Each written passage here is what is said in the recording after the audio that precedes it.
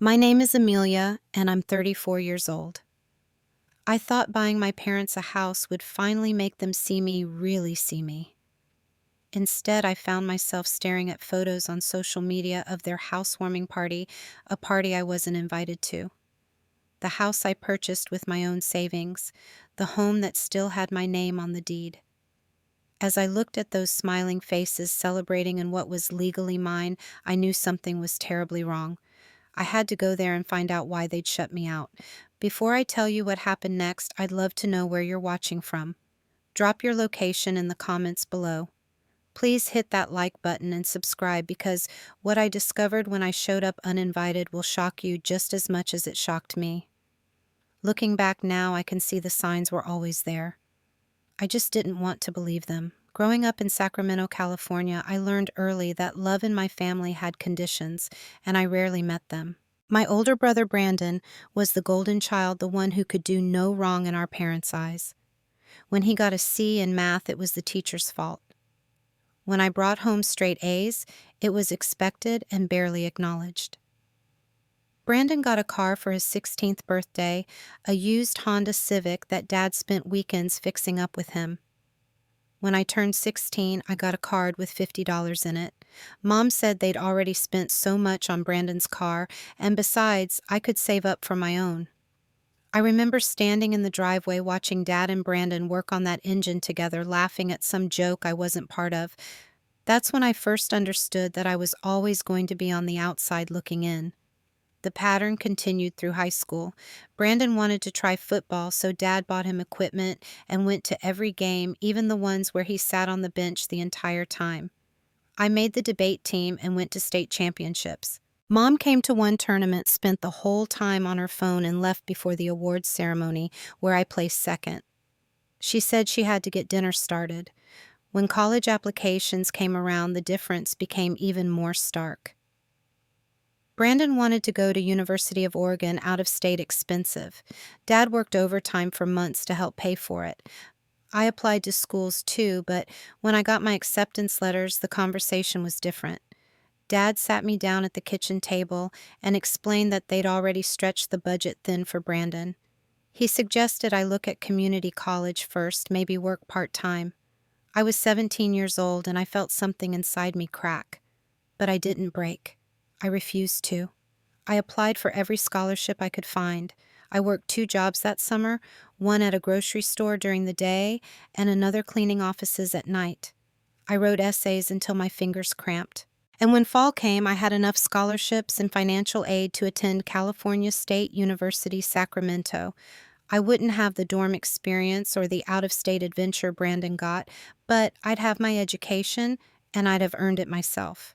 I moved out the day after I turned 18. I found a tiny studio apartment near campus that I shared with a roommate.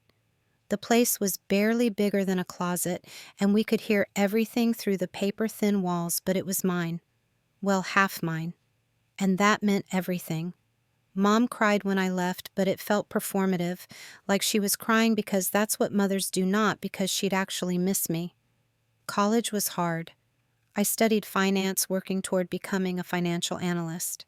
I kept both jobs, switching the night shift to weekends so I could focus on classes during the week. I lived on ramen and peanut butter sandwiches.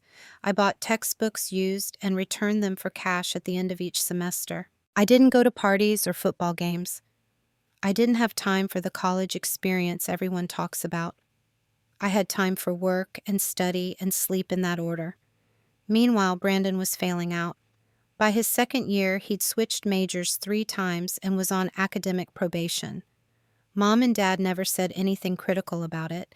When he finally dropped out halfway through his 3rd year, they welcomed him home with open arms. He'd find his path, they said. He just needed time to figure out what he really wanted. The fact that they'd spent over $60,000 on his education apparently didn't matter. I graduated in 3.5 years with honors and a job offer already in hand. A financial firm in Seattle wanted me to start immediately. It was everything I'd worked for. When I told my parents, Dad nodded and said, "That's good." Mom asked if Seattle was far. That was it. No congratulations party, no proud parent photos, nothing. Brandon didn't even look up from his phone. Seattle was a fresh start. I threw myself into work, climbing the ladder faster than anyone expected. I was good at what I did, analyzing investments, spotting opportunities, understanding the numbers in ways that came naturally to me. Within 2 years, I'd been promoted twice. Within 5, I was making 6 figures and had moved into a beautiful one-bedroom apartment in Capitol Hill with a view of the Space Needle. I still called home every week trying to maintain some connection, but the conversations were always the same. Mom would talk about Brandon, how he was looking for work, how he was thinking about going back to school, how he'd had a bad interview, but it wasn't his fault. I'd share news about my promotions or my life in Seattle, and the response was always lukewarm. "That's nice, dear." Then back to Brandon. 2 years ago, everything changed. Dad called me, which was unusual. He never called, always let Mom do it. His voice was tight, stressed. They were in trouble. The recession had hit his construction business hard. They'd taken out a second mortgage years ago to help Brandon with something. I never got the full story, and now they couldn't make the payments. The bank was foreclosing. They had 4 months to sell the house or they'd lose everything. I felt my stomach drop. Despite everything, despite the years of being second best, of being overlooked and undervalued, they were still my parents. The house I grew up in, the only home they'd ever known, was going to be taken from them. Brandon certainly wasn't in a position to help. He was 36 years old, living at home, working part-time at a sporting goods store. I did the math immediately, the way I always do. I had savings, significant savings. I'd been careful, investing wisely, living below my means even as my income grew. I could help them. I could save them. And maybe this would be the thing that finally made them see me as valuable, as someone worth celebrating, as a daughter they could be proud of. I told Dad I'd help. The relief in his voice was palpable. We talked logistics, and I explained I'd help them find a new place, something they could afford. But Dad had another idea. What if I bought them a house outright? They could pay me back over time, he said, once his business picked up again. Or I could think of it as an investment property. Either way, they'd have a place to live and they'd be okay. It made financial sense, sort of. Real estate was a solid investment. Portland, Oregon, where they wanted to relocate to be closer to Mom's sister, had a good market. And the emotional appeal was strong. I'd be the one saving my family. I'd be the hero for once, not Brandon. Maybe this would shift something in our relationship. Maybe they'd finally appreciate me. I spent weeks searching for the right property. I wanted it to be perfect, to show them how much I cared. I found a 3-bedroom, 2-bathroom house in a quiet neighborhood in Northeast Portland. It had a backyard, something Dad always wanted. The kitchen was updated, which Mom would love. It was listed at $345,000. I could afford it without destroying my savings, though it would take a significant chunk. I made the offer, and it was accepted. I handled all the paperwork, all the inspections, all the financing. I put the house in my name because it was my money, my investment. Dad had suggested putting it in their names, but my financial training kicked in. This was a substantial asset. I needed to protect it legally. I explained to them that it would be my property, but they could live there rent-free for as long as they needed. They'd just cover utilities and maintenance. It seemed fair, generous even. What I didn't understand then was that fair and generous weren't words my parents applied to me the same way they applied them to Brandon. The closing day was 6 months ago, on a bright Tuesday afternoon in April. I took 2 days off work and drove down from Seattle, the 3-hour journey, feeling both too long and too short. I was nervous, excited. This was it. This was the moment where everything would change between us. I arrived at the house before they did, waiting in my car with the keys in my hand. When their old Camry pulled up, followed by a moving truck driven by Brandon, my heart was racing. Mom got out first, looking at the house with wide eyes. Dad followed slower, taking it in. Brandon stayed in the truck, texting someone. I walked up to them, holding out the keys with a smile. "Welcome home," I said. Mom took the keys, and for a moment I thought she might cry. "It's lovely, Amelia. Really lovely." But her voice had that same flat quality it always did when she talked to me, like she was reading lines from a script. Dad hugged me briefly, awkwardly. "You did good, kid. This is real good." We went inside, and I gave them the tour, pointing out all the features I'd specifically chosen for them. The gas stove for Mom, who always hated electric. The garage workshop space for Dad. The third bedroom that could be Brandon's until he got on his feet. They nodded along, making appreciative noises, but something felt off. The energy wasn't what I'd imagined. As we stood in the kitchen, Mom asked the question I'd been dreading. "So, the house is in your name?" "Yes," I said carefully. "It's my investment property, but you can live here as long as you want. No rent." "But not our names at all," Dad pressed. "It wouldn't make financial sense," I explained. "I'm the one who purchased it, but that doesn't change anything for you. This is your home." Brandon finally came in from the truck, dropping a box heavily on the floor. "So you own it, and they just get to live here like tenants?" "Not tenants," I said quickly. "Family. It's different." He made a sound that might have been a laugh. "Sure it is." The rest of that day was tense. I tried to help unpack, but Mom kept saying they had it under control. I suggested we order pizza for dinner celebrate, but Dad said they were tired and needed to rest. By 6 o'clock, it was clear they wanted me to leave. I hugged them goodbye, and Mom's embrace was stiff, distant. Driving back to Seattle that night, I tried to push away the unease settling in my chest. They were just stressed from the move. Once they settled in, things would improve. I'd done a good thing. I'd saved them. Over the next few months, I called regularly, more than I had in years. I wanted to check in to make sure they liked the house, to hear that they were happy. But every conversation was strangely short. When I suggested coming to visit, there was always a reason why that weekend wouldn't work. They were busy organizing. Dad had a job prospect he needed to focus on. Mom wasn't feeling well. Brandon needed their help with something. I tried not to take it personally. I threw myself into work, took on extra projects. I told myself that silence was fine, that they were just adjusting to their new life. But deep down, something nagged at me. Something wasn't right. Then 2 months in, I decided to surprise them. It was a Saturday, beautiful summer weather, and I thought I'd drive down, maybe take them to lunch. I didn't call ahead. I wanted it to be a surprise. A good surprise. When I pulled up to the house at noon, Brandon's truck was in the driveway. I could hear voices in the backyard. I walked around the side gate, calling out, "Hey everyone, surprise!" The conversation stopped abruptly. Dad was standing by a new grill, one I didn't recognize. Mom was sitting in a patio chair that definitely wasn't there when they moved in. Brandon was sprawled in another new chair, a beer in his hand, and he looked at me like I'd just crashed a private party. "Amelia," Mom said, standing up quickly, "what are you doing here?" "I came to visit," I said, confused by her tone. "I was in the area and thought I'd stop by." "You should have called," Dad said, not meeting my eyes. "I wanted to surprise you. Is that a problem?" Brandon took a long drink of his beer. "It's just that this is our space now, you know. You can't just show up whenever."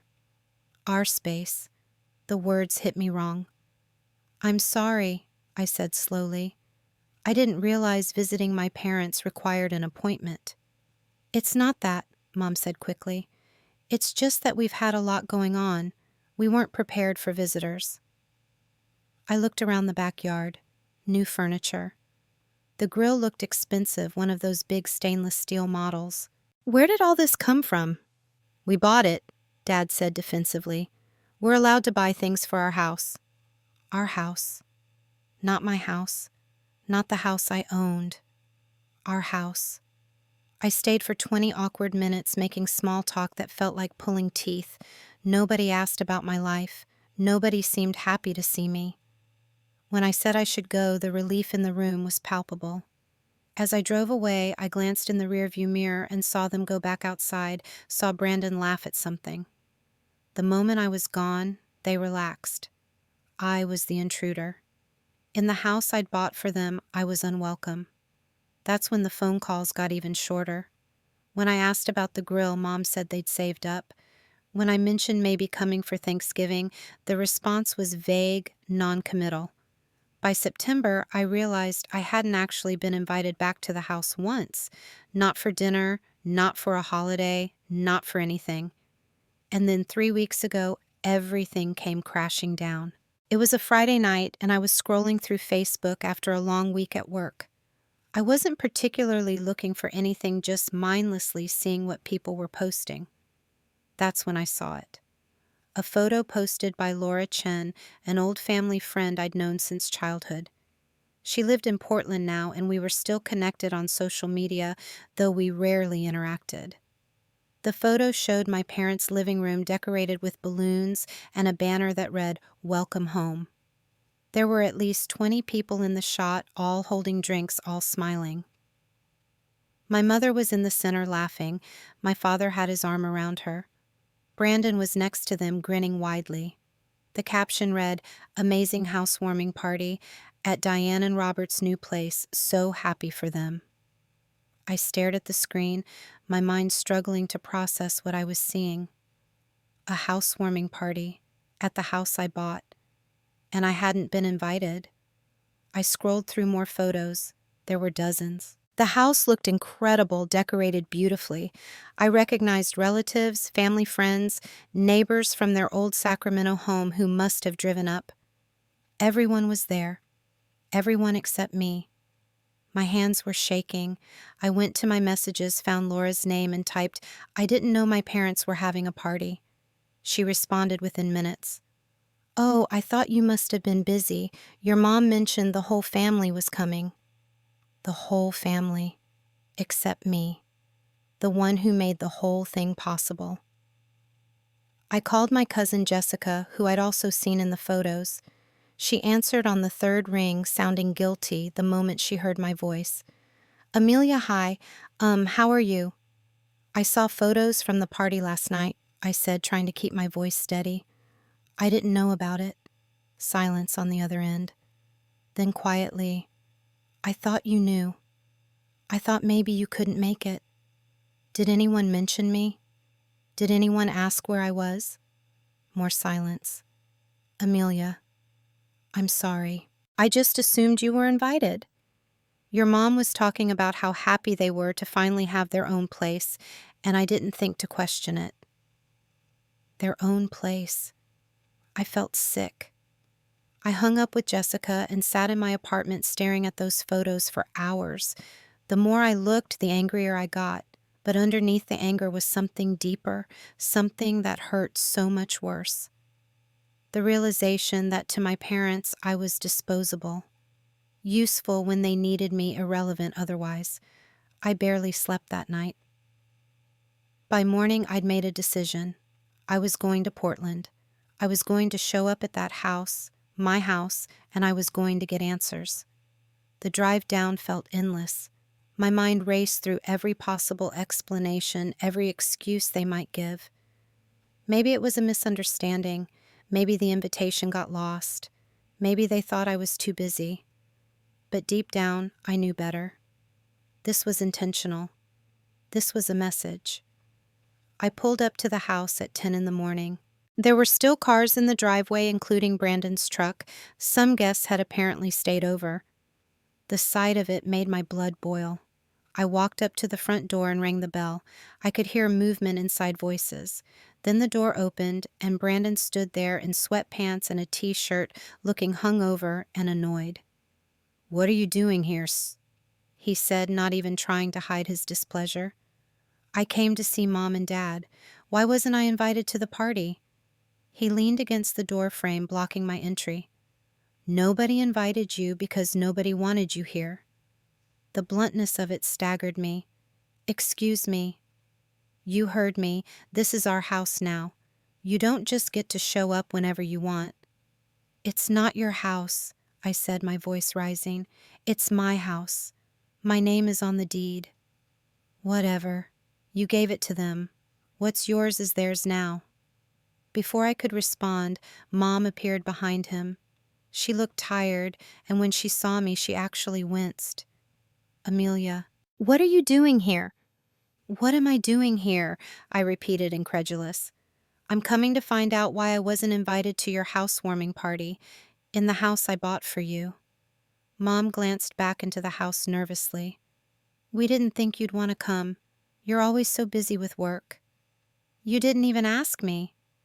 Well, it's done now. The party's over. I pushed past Brandon, ignoring his protest. I walked into my house, the house I'd chosen and purchased, and handed to them on a silver platter. The living room was a mess, cups and plates everywhere. But I also saw new things. A massive television mounted on the wall at least 70 inches. New leather furniture.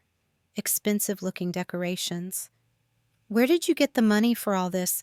I asked, gesturing around. We bought it, Dad said, appearing from the hallway.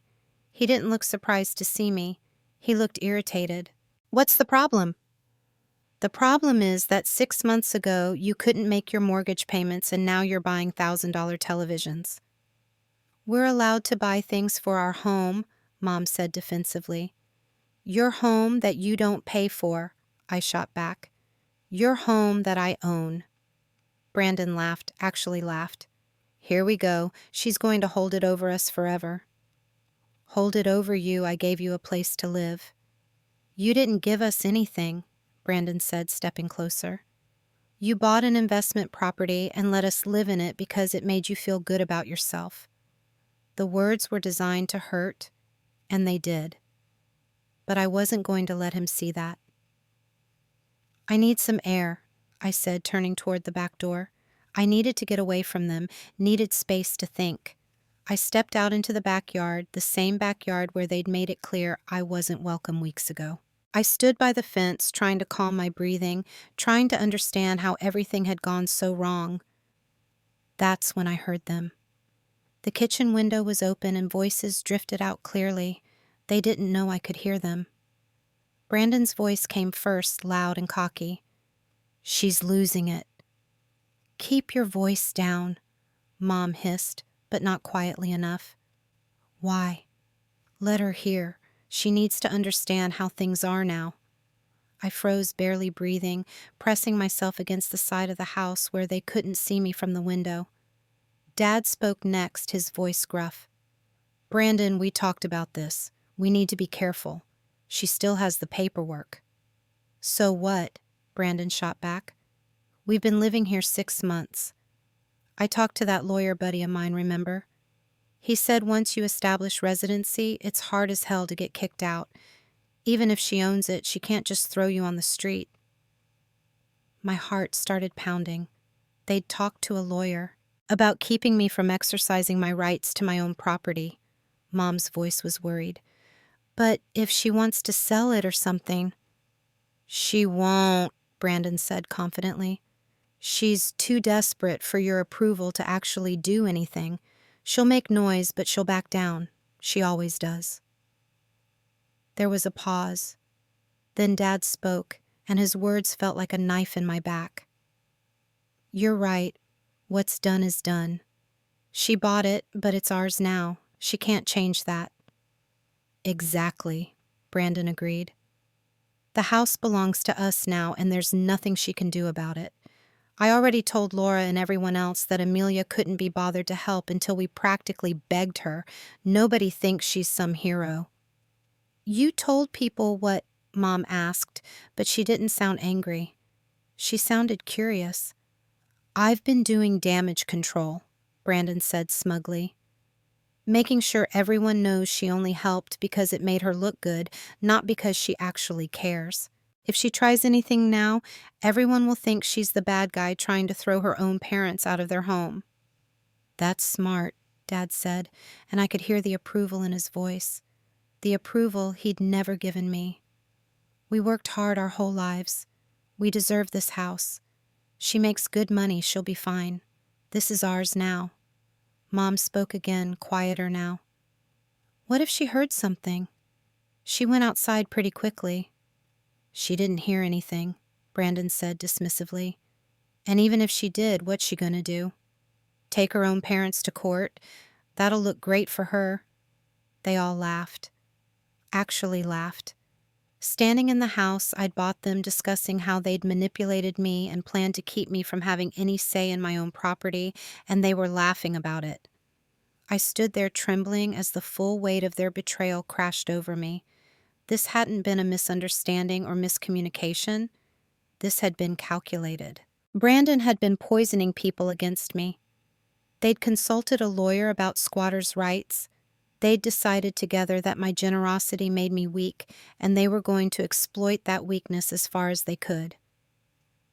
The conversation in the kitchen continued, but I couldn't listen anymore.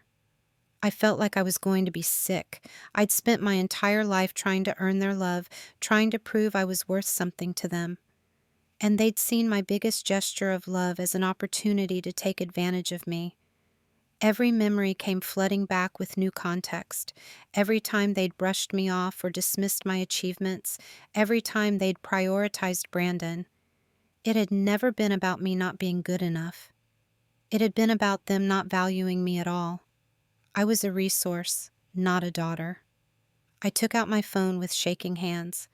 I needed to get out of there before they realized I'd heard everything, but I also needed to document this, to think clearly, to plan. Because Brandon was wrong about one thing. I wasn't going to back down, not this time. I walked back around the side of the house to the front, got in my car, and drove away. I didn't go back inside. I didn't say goodbye. I just left, and as Portland disappeared in my rearview mirror, something inside me fundamentally shifted. I'd spent 34 years trying to be enough for them, trying to earn love that should have been freely given, trying to prove my worth to people who would never see it. But I was done. I was finally completely done.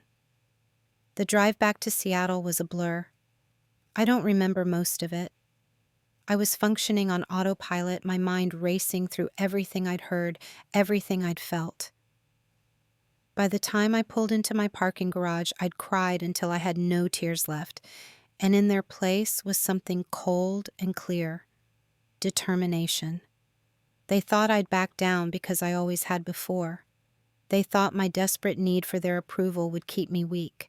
They had no idea that they'd just broken the one thing that had been holding me back from protecting myself, my hope that they'd ever truly love me. That hope was dead now. And with it dead, I was free to do what I should have done from the beginning. Set boundaries, protect my assets, and show them that kindness without respect is just an invitation to be used. I spent the rest of that Saturday in my apartment, pacing, thinking, planning. Every time I closed my eyes, I heard their voices. What's done is done. She bought it, but it's ours now. The casual cruelty of it, the assumption that I'd just accept being walked over it made my blood boil.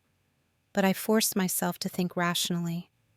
I'm a financial analyst. I solve problems by looking at the data, by understanding the systems at play. This was no different. I had a problem. My parents and Brandon were taking advantage of me and planning to continue doing so. I needed a solution that was legal clear and gave them no room to manipulate further. Sunday morning, I made coffee and sat down at my laptop. I started researching tenant rights in Oregon, property owner rights, eviction processes. I read through legal forums and statute after statute until my eyes burned. What I learned was both encouraging and infuriating. Brandon's lawyer friend had been partially right. After 6 months of residency, you couldn't just throw someone out without due process. But due process didn't mean impossible. It meant following proper legal channels. And since they'd never signed a lease, since there was no rental agreement whatsoever, they were legally classified as tenants at will. I could terminate that arrangement with proper notice.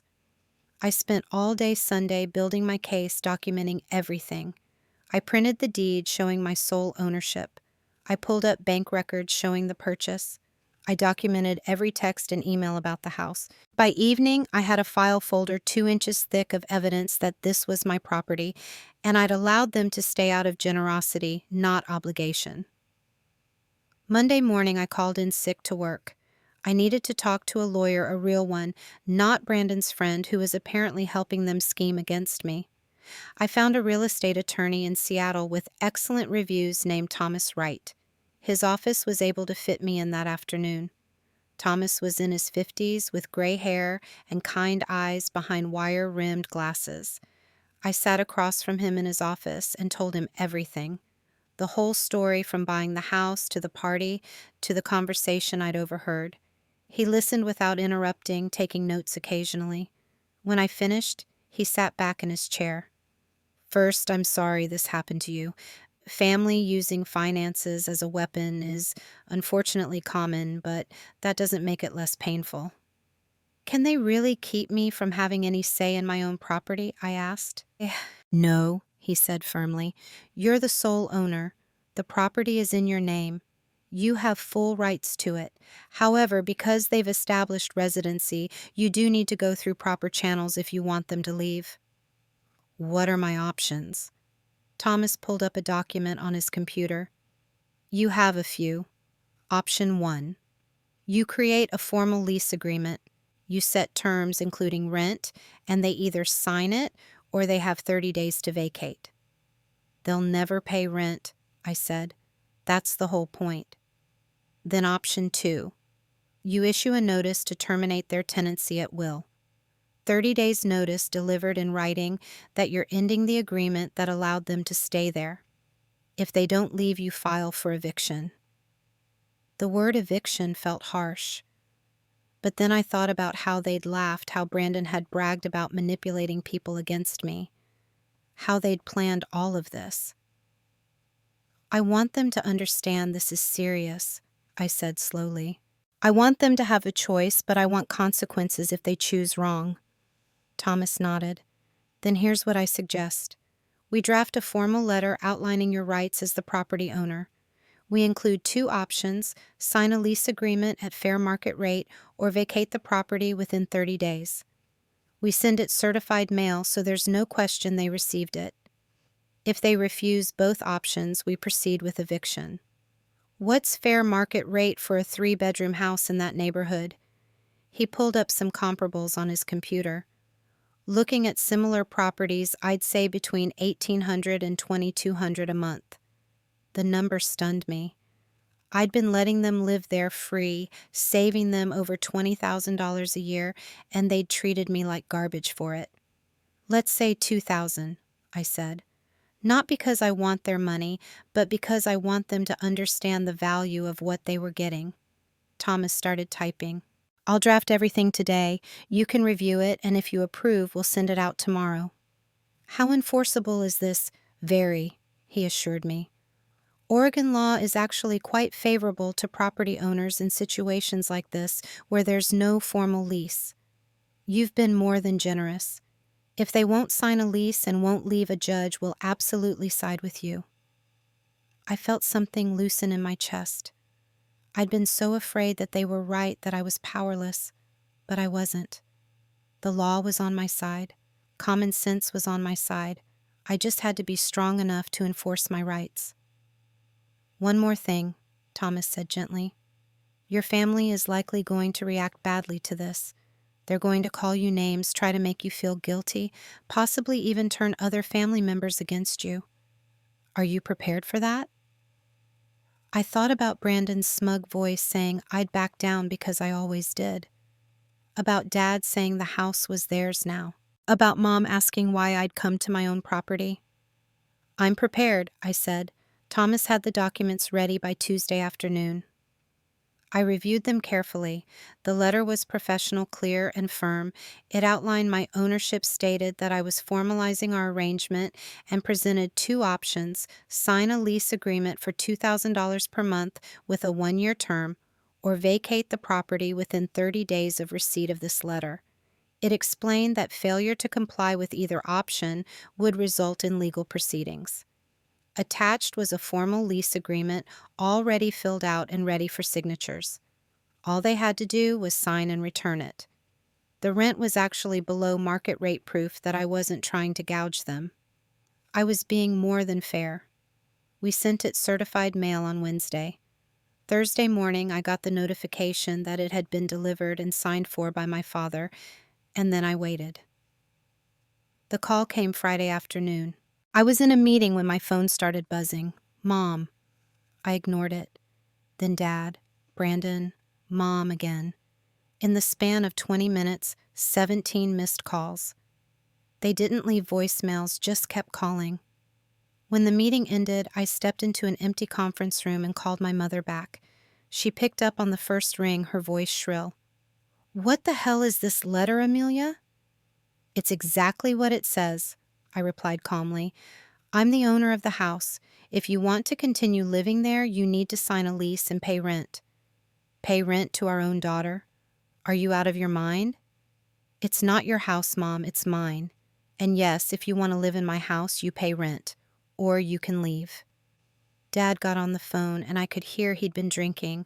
His words were slightly slurred. "You can't do this. We're your parents." "And I bought you a house," I said. "I let you live there free for 6 months. I've given you nothing but generosity, and you thanked me by excluding me, bad-mouthing me to relatives, and planning how to keep me from having any rights to my own property." Silence. Then, "You were listening." "I heard everything," I said. "Every word about how you consulted a lawyer, how Brandon's been telling people I'm a terrible daughter, how you think what's done is done and it's yours now. So, yes, this letter is real. Sign the lease or leave." Brandon grabbed the phone. "You're insane. You can't charge your own parents' rent. Everyone's going to know what a monster you are." "Everyone's going to know I was generous and got taken advantage of," I countered. "I have all the documentation I need. The truth is on my side." "We're not leaving," he snarled, "and we're not signing your stupid lease. Then in 30 days, I'll file for eviction. Your choice." I hung up. My hands were shaking, but I felt strong. Scared, but strong. The next 2 weeks were hell. My phone never stopped. Relatives I hadn't heard from in years called to tell me I was being cruel. Aunts, uncles, cousins, all saying the same things. How could I do this to my parents? They raised me, and this is how I repay them. Family doesn't charge family rent. I started responding with the truth. Did they know I wasn't invited to the housewarming party? Did they know Brandon had been telling people I didn't care about the family? Did they know they'd discussed with a lawyer how to keep me from exercising my legal rights? Some relatives hung up. Others got quiet. A few, like Jessica, called back later to apologize. "I had no idea it was that bad," Jessica said. "Your mom always made it sound like you were too busy to visit, not that they weren't inviting you." "Brandon's been running a smear campaign," I told her. "He told people I only helped to make myself look good." "That's garbage," Jessica said firmly. "You bought them a house. You're a good person, Amelia. What you're doing now, it's not mean. It's self-respect." Those words meant more to me than she knew. My parents and Brandon didn't sign the lease. 2 weeks went by, then 3. They kept calling, kept trying to negotiate, kept insisting I was being unreasonable.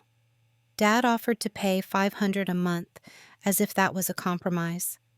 Brandon said if I didn't drop this, I'd never be welcome in their lives again. That threat might have worked 6 months ago. 6 weeks ago, even. But now I knew I'd never been welcome anyway. On day 31, Thomas filed the eviction paperwork with the court. Under Oregon law, because they had no lease and had been given proper notice, the process was relatively straightforward. A hearing was scheduled for 2 weeks out. The sheriff delivered the eviction notice on a Tuesday morning. According to Thomas, who had contacts in Portland, my father answered the door in his bathrobe and stood there reading it for a full 5 minutes before shutting the door without a word. That night, Mom called. Not yelling this time, crying. "Amelia, please, please don't do this. Where are we supposed to go?" I felt the old guilt trying to surface, the instinct to fix things to make them happy. But I pushed it down. "You've had 6 weeks to figure that out. You chose not to sign a very reasonable lease agreement." $2,000 a month isn't reasonable for us. You know we don't have that kind of money. Then you should have been kinder to the person who was saving you $2,000 a month, I said quietly. I gave you a gift, and you treated it like a right. You excluded me, bad-mouthed me, and plotted against me. I'm done being taken advantage of. We're your parents. You're the people who raised me to believe I wasn't as valuable as Brandon, who couldn't be bothered to come to my debate tournaments or celebrate my graduation, who took my generosity and threw a party for everyone but me. So yes, you're my parents, but that doesn't mean I have to let you use me. She was sobbing now. Your father's business is barely surviving. Brandon doesn't have a stable job. We need help. You need help, I repeated. Not kindness, not love, not family. Help, like I'm a resource to be tapped. That's not what I meant. Yes, it is, and I'm done being that for you. The hearing is in 2 weeks. I suggest you look for a new place to live. I hung up before she could respond. The hearing was on a Thursday morning. I drove down to Portland with Thomas. We met at the courthouse, and he walked me through what to expect. We had all the documentation, the deed, the purchase records, the certified mail receipts, the notice to vacate. It was an open and shut case. My parents showed up with Brandon and no lawyer. They'd clearly expected to argue their way out of it based on emotion on family loyalty. The judge, a woman in her 60s with no-nonsense eyes, listened to both sides for about 15 minutes. Then she asked one simple question. Is there a signed lease agreement or any documented rental arrangement between the parties? Dad stammered. Well, no, but she's our daughter. She bought us the house. She purchased a property that you've been living in, the judge corrected. Do you dispute that Ms. Amelia is the sole legal owner? More stammering. No, but... And were you given proper notice to either sign a lease or vacate? Mom looked at me with such hatred it actually made me flinch. Yes. The judge made a note. Then I'm granting the eviction. You have 7 days to vacate the property. If you're not out by then, the sheriff will remove you forcibly. Next case. It was over in 20 minutes. Outside the courthouse, Brandon got in my face. You happy now you're throwing your own parents on the street? I gave them 6 weeks to find a place and sign a reasonable lease, I said calmly. They chose this. You're dead to me, he spat. You're dead to all of us. I was never really alive to you anyway, I said, and I walked away. The next week, Jessica texted me updates. They'd found a 2-bedroom apartment closer to their old neighborhood in Sacramento. Brandon was going with them, all 3 of them cramming into a space half the size of the house. They'd had to rent a moving truck. Some relatives helped them move. On the 7th day, Thomas had someone do a walkthrough. The house was empty. They'd left it in decent condition, surprisingly. No damage, no trash. They just left. I put the house on the market immediately. I didn't want it anymore. I didn't want the memories or the association. A property that was supposed to represent love and family had become a monument to betrayal. Within 2 weeks, I had an offer for $380,000. I accepted. After fees and costs, I walked away with a $32,000 profit on the investment. Not bad for 8 months, but I would have paid triple that to not have learned what I learned about my family. The first month after the sale was the hardest. I told myself I'd done the right thing, that I'd just been protecting myself, but the guilt was crushing. I'd lie awake at night thinking about Mom crying about Dad's stunned face in the courtroom, about Brandon's words outside, but then I'd remember the party I wasn't invited to, the laughter in the kitchen. What's done is done. She bought it, but it's ours now. And the guilt would shift into something else. Not quite anger anymore, but a kind of sad clarity. I started seeing a therapist. Her name was Dr. Patricia, and she specialized in family dysfunction. In our first session, I told her everything, and when I finished, she said something that stopped me cold. You spent 34 years trying to earn something that should have been freely given. And when you finally set a boundary, they couldn't handle it. That tells you everything you need to know about the relationship. But they're my parents, I said the old refrain. They are. And parents are supposed to love you unconditionally, support you, celebrate you. Did they do that? I thought about all those years, the missed debate tournaments, the hand-me-down treatment while Brandon knew everything, the way they'd lit up when talking about him and dimmed when talking to me. No, I admitted. They didn't. Then what you lost, Dr. Patricia said gently, isn't what you think you lost. You lost the hope that they'd become who you needed them to be, but they were never going to be those people. You already didn't have them. Now you're just acknowledging it. And that session broke something open in me. I cried for 2 hours straight when I got home, but it was different than the crying I'd done before. This was grief, real grief for the parents I should have had but never did. After that, things slowly got easier. I threw myself into work, got another promotion. I started going to a gym near my apartment and made friends there. I joined a book club. I started dating again cautiously. Jessica stayed in touch. She'd text me updates occasionally, always supportive. You did the right thing, she'd say. Everyone who matters knows that. About 4 months after the eviction, I ran into Laura at a conference in San Francisco. She saw me across the room and actually looked embarrassed. She came over hesitantly. Amelia, I owe you an apology. I heard what really happened, with the house and everything.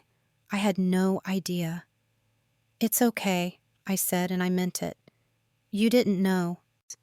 Your brother told everyone you only bought the house to hold it over them, that you were trying to control them. But Jessica told me the truth. You were just being generous and they took advantage. Brandon's very good at controlling narratives, I said dryly. Well, for what it's worth, a lot of people know the truth now. And they think what your parents did was awful. It did help a little knowing that. Knowing I wasn't crazy, that people saw the situation clearly. I never heard from my parents directly again. No apology, no acknowledgement, nothing. Brandon blocked me on all social media.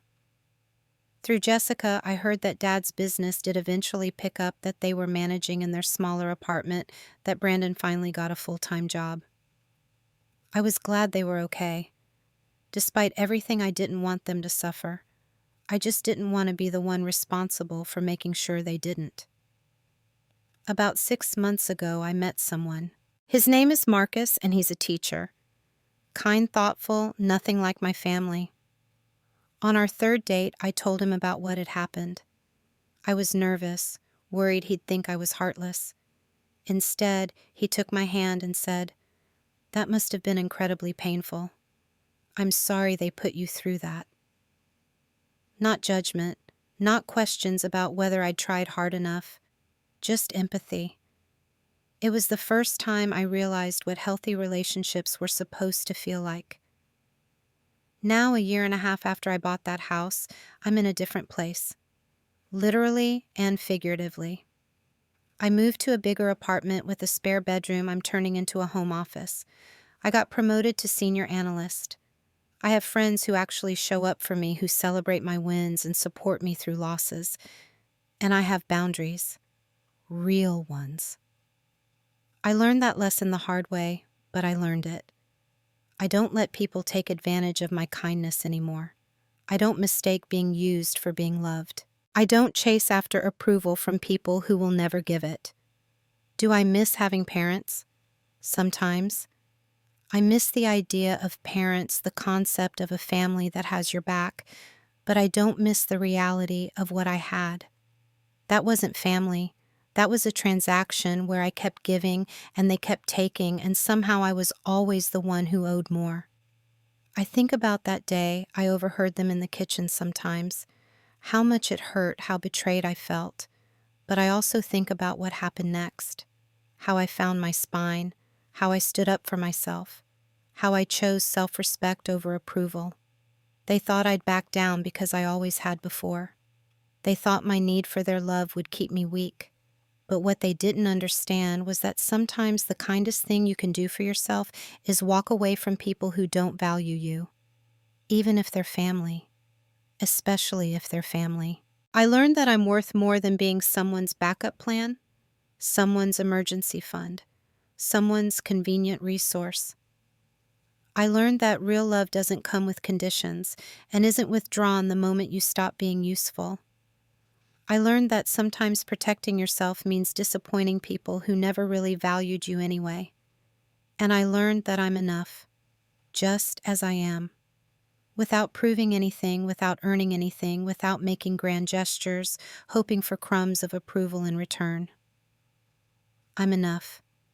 That lesson cost me $350,000 and the last shreds of my relationship with my parents. But looking back, I think it might be the most valuable thing I ever bought. Not a house for them, but freedom for me. I want to hear from you. Have you ever had to set boundaries with family even when it was painful? Have you ever had to choose between being kind to yourself and keeping peace with people who didn't respect you? Drop your thoughts in the comments below. And if this story resonated with you, please hit that like button and subscribe for more real-life stories. Share this with someone who needs to hear that it's okay to put themselves first sometimes.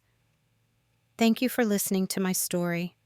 I know it wasn't an easy one, but I hope it reminds you that you deserve respect, especially from the people who are supposed to love you most. And if they can't give you that, it's okay to walk away. You're not abandoning them. You're choosing yourself. And that's not selfish. That's survival. Take care of yourselves out there. You're worth it. And sometimes the hardest thing and the right thing are the same. And that's okay.